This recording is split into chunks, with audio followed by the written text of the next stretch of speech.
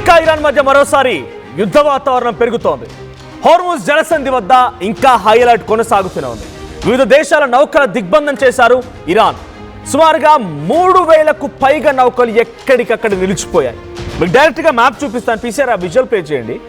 3000 నౌకలు, ఒకటి కాదు రెండు కాదు, ఎక్కడికక్కడ నిలిచిపోయాయి. హార్ముజ్ మొత్తం తమ ఆధీనంలో ఉన్నట్టుగా ఇరాన్ మరోసారి వెల్లడించింది. చూడండి, ఇది షిప్స్ మీకు కనిపించేదంతా కూడా ఆ చిన్న యుఏఈ, ఓమన్, ఆ పైన చూడండి ఇటువైపు అంతా కూడా రెడ్ సీ మార్గం నుంచి వెళ్ళేవన్నీ కూడా ఇజ్రాయెల్, సౌదీ, ఇంకా ఇటువైపు ఉన్నటువంటి కంట్రీస్కి వెళ్ళేవి. అది తర్వాత అక్కడ లాస్ట్ స్టాపేజ్ ఉంది కదా, ఆ స్టాపేజ్ వచ్చేసి ఇరాక్, కువైట్, బనామా, బహ్రెయిన్, అదంతా కూడా స్టాపేజ్. సో ఇక్కడ ఈ దేశాల నుంచే, గల్ఫ్ కంట్రీస్ నుంచే 3000 నౌకలు అక్కడ ఆగిపోయాయి. ఆ కనిపిస్తున్నటువంటి రెడ్, ఎల్లో, బ్లూ, గ్రీన్ ఆ డాట్స్ అన్నీ కూడా నౌకలే. ఎక్కడెక్కడ అది మారిటైమ్ ట్రాఫిక్ అవన్నీ కూడా నౌకలే. మీకు చిన్న చిన్న కనిపిస్తున్న ఆరో మార్క్స్ అన్నీ కూడా అవన్నీ షిప్సే. దాంట్లో ఇండియన్ షిప్స్ కూడా ఉన్నాయి. సుమారుగా 13 నౌకలు ఉన్నాయట ఇండియావి, నిలిచిపోయాయి, అన్నీ ఆగిపోయాయి.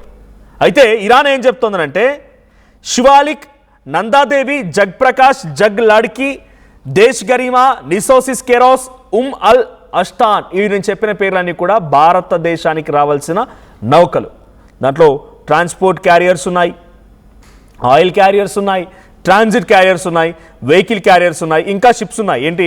హువాల్ ఇన్వాన్, ఫువా వైరిట్, అల్ రయాన్, అల్ హర్మా, Eagle Verona, CS Anthem, Alliance, Fairfax, జీ జెడ్స్, ఇవన్నీ కూడా వస్తూ ఉన్నాయి. ఇప్పుడు ప్రస్తుతానికి అక్కడ నిలిచిపోయినటువంటి నౌకలు.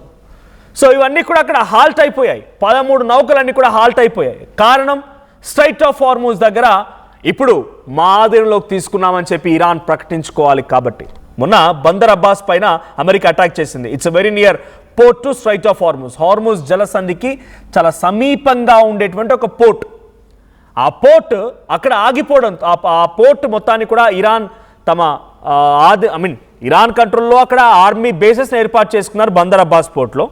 ఈ బందర్ అబ్బాస్ పోర్ట్లో ఏర్పాటు చేసుకున్నటువంటి ఈ ఆర్మీ బేసెస్ని అమెరికా థ్రెట్గా భావించింది. ఏ క్షణమైనా వాళ్ళు దాడి చేసే అవకాశం ఉందని భావించినటువంటి అమెరికా దీంతో ఇరాన్ బందర్ అబ్బాస్ పోర్ట్పై అటాక్ చేసింది. లేకపోతే ఇంతలా ఇబ్బంది ఉండేది కాదు. అది ఇప్పుడు 13 నౌకలు ఉన్నాయి కదా, ఈ నౌకలు రాకపోవడం మూలంగానే పెట్రోల్ ప్రైజెస్ పెరిగాయి, ఇవన్నీ కాదు. ఇరాన్ ఏం చెప్తుందనంటే ఇండియన్ షిప్స్కి డెఫినెట్గా క్లియరెన్స్ ఇస్తాం మేము, బట్ ఇట్ టేక్స్ టైం. ఒకేసారి అన్ని రావాలంటే కుదరదు, కొన్ని దేశాలను అడ్డుకోవాలి, మేము క్రాస్ చెక్ చేసుకొని వెరిఫై చేస్తూ పంపించాలి. కాబట్టి మీరు డెఫినెట్గా క్యూలో ఉండండి, మేము పంపిస్తాం మిమ్మల్ని. ఇది ఇరాన్ చెప్తున్న మాట. మీకు ఫ్రీ వేకెన్సీ ఇస్తాం, మేము వెళ్ళడానికి అవకాశం ఇస్తాం, మేము ఏం ఆపం మిమ్మల్ని, కానీ please be on the queue. ఎలా? టోల్ గేట్ దగ్గరికి అన్ని వెహికల్స్ వచ్చాయి, మీకు పోలీస్ స్టిక్కరింగ్గా ఉండొచ్చు, లేకపోతే ఇంకేదైనా గవర్నమెంట్ అథారిటీ ఉండొచ్చు. మీరు ఆ టోల్ గేట్ దాటాలంటే మీ టైం రావాలంతే. మీరు ఫ్రీగా వెళ్ళిపోవచ్చు, మీరు ఫ్రీగా వెళ్ళడానికి అవకాశం ఉంటుంది. కానీ ఆ లోపలికి చెక్ చేసి ఈ వెహికల్స్ అన్ని పక్కన పెట్టేసి మీరు ఫ్రీగా రావాలంటే మీ టైం రావాలంతే. ఇది ఇరాన్ చెప్తున్న మాట. నౌకలో సుమారుగా 20,000 మంది సిబ్బంది ఉన్నారు 13 నౌకల్లో. భారత నౌకల్ని హార్ముజ్ దాటించేందుకు ఇరాన్ పర్మిషన్ ఇస్తున్నట్టుగా ప్రకటించి, కానీ కొంత టైం, ఇప్పుడు శాంతి ఒప్పందం కూడా కుదుర్చుకోవడానికి 2 నెలలుగా అమెరికా ఇరాన్ మధ్య చర్చలు జరుగుతూనే ఉన్నాయి. ఇంకో 2 నెలల పాటుగా జరిగే అవకాశం కూడా ఉంది. కానీ ఈ చర్చలు కొలికొస్తాయా? ఏమైనా ఉపయోగం ఉన్నాయా? ఓవైపు ఇరాన్ మొత్తం సరెండర్ అవడానికి సిద్ధమైపోయినామని చెప్తుంది. న్యూట్రలైజ్ చేయడానికి యురేనియం రిజర్వ్స్ని కూడా, న్యూక్లియర్ వెపన్ కూడా లేకుండా న్యూట్రలైజ్ చేయడానికి మేము సిద్ధమైపోయామని చెప్పి ఇరాన్ చెప్తుంది. ఇరాన్ ఆ రకంగా ఒప్పుకున్నప్పటికీ, రెజ్మీ చేంజ్ ఒప్పుకున్నప్పటికీ, వాళ్ళన్నీ ఒప్పేసుకుంటున్నారు. ఒకే ఒక్కటి మాత్రం 100% వాళ్ళకి కావాలి అష్యూరెన్స్ ఏంటంటే ఇరాన్ ఇంటర్నల్ ఇష్యూస్లో అమెరికా ప్రమేయం ఉండకూడదు. అంటే ఇరాన్లో ఏదైనా యుద్ధం జరిగిందనుకోండి, ఇంటర్నల్గా వాళ్ళు తేల్చుకుంటారు. ఇరాన్లో ఏదైనా ఆర్థిక స్థితిగతులు మెరుగుపరచుకోవడానికి సహాయం చేస్తే చేయాలి, కానీ మీరు మా ఇంటర్నల్ ఇష్యూస్లో మాత్రం మీ వేలు పెట్టకూడదు అనేది ఇరాన్ అమెరికా దగ్గర పెట్టిన పెద్ద కండిషన్. అమెరికా ఇదే ఒప్పుకోవడం లేదు. మీ రాజును కూడా నేను నిర్ణయిస్తా అంటోంది డొనాల్డ్ ట్రంప్. అమెరికా ఇప్పుడు ఏం చెప్తోంది? ఇరాన్లో మిమ్మల్ని పాలించే రాజును సైతం మేమే నిర్ణయిస్తాం. ఇది అమెరికా పట్టుబడుతోంది. పక్క దేశాల రాజును నిర్ణయించడానికి ప్రపంచ నాయకుడువా, లేకపోతే ఇక్కడ ఊడిపడ్డ వ్యక్తివా, కొత్త గ్రహం నుంచి వచ్చిన వ్యక్తివా? కాదు కదా. కానీ అమెరికా అధ్యక్షుడు డొనాల్డ్ ట్రంప్ ఇది పట్టుబట్టడం మూలంగానే ఇంకా యుద్ధం జరుగుతోంది, ఇంత తీవ్రతరం అవుతోంది. లేదంటే ఇప్పటికే యుద్ధం మొత్తం కూడా ఆల్మోస్ట్ ఆల్ క్లోజ్ అయిపోయేది. ఎటువంటి అనుమానాలు లేదు. అమెరికా అధ్యక్షుడు డొనాల్డ్ ట్రంప్ అహంకారమే యుద్ధాన్ని ఇంకా కొనసాగిస్తోంది. ఇరాన్ అన్ని కండిషన్స్కి యాక్సెప్ట్ చేసింది. యురేనియం రిజర్వ్స్ ఉంటే న్యూట్రలైజ్ చేస్తామని చెప్పింది. ఇస్ఫహాన్, నతన్జా, ఫార్దో ఈ 3 ప్రాంతాల్లో న్యూక్లియర్ రిజర్వ్స్ ఉన్నాయి. కొన్ని క్వింటాల్ల కొద్ది, కొన్ని టన్నుల కొద్ది రిజర్వ్స్ ఉన్నాయి. వాటన్నిటిని మేము న్యూట్రలైజ్ చేస్తాం, కానీ మాకు ఇదొక్క కండిషన్ మాత్రం ఇంప్లిమెంట్ చేయాలనేది డొనాల్డ్ ట్రంప్ పైన వాళ్ళు పెట్టిన కండిషన్. దీంతో పాటు స్ట్రైట్ ఆఫ్ హార్ముజ్ 20 లక్షల కోట్లండి. ఇరాన్ నష్టపోయిన నష్టం 20 లక్షల కోట్లు. 20 లక్షల కోట్ల నష్టాన్ని మనం తిరిగి ఎప్పుడు సాధించగలుగుతాం? ఆ ఇన్ఫ్రాస్ట్రక్చర్ ఎప్పుడు డెవలప్ అవుతుంది? బిల్డింగ్స్ ఎప్పుడు కట్టుకుంటాం?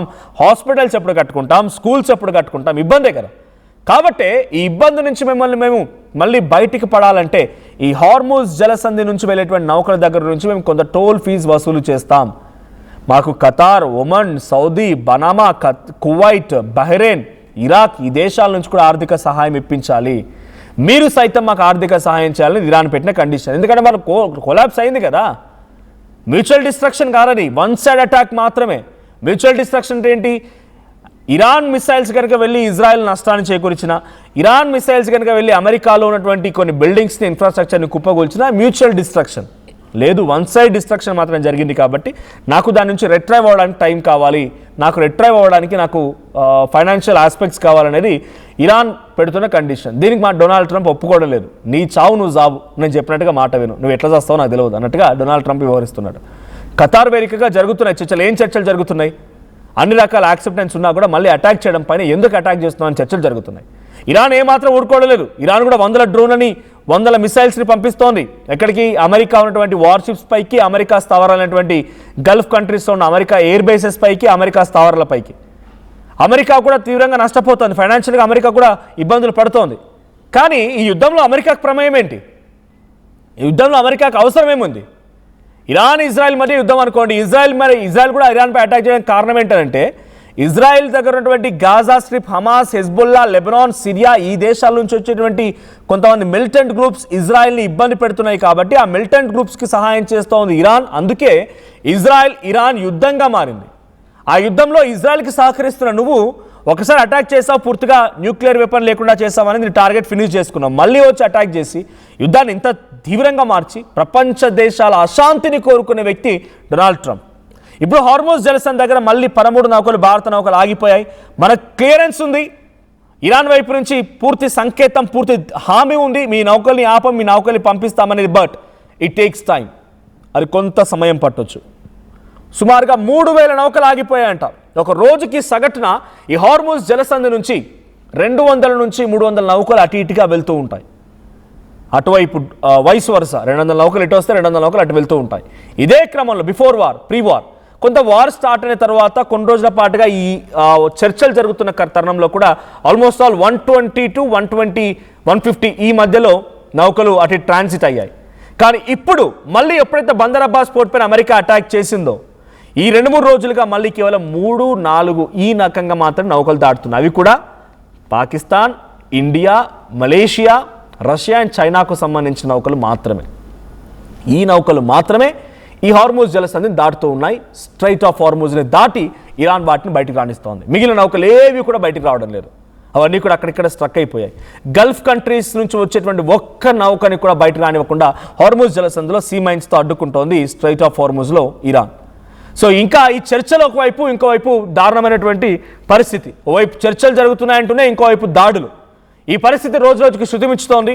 ఇది ఇంకా తీవ్రతరమయ్యే అవకాశం కూడా ఉంది. మరి ఏ క్షణమైనా మరోసారి అతి భయంకరమైనటువంటి యుద్ధం కూడా జరగవచ్చు. చూద్దాం మరి ఏం జరిగిద్దో. సో ఈ యుద్ధంలో ఇంతటి పరిస్థితి, విపత్తు రావడానికి కారణం ఎవరు? ఇరానా, అమెరికానా? మీరేమనుకుంటున్నారో కామెంట్ చేయండి.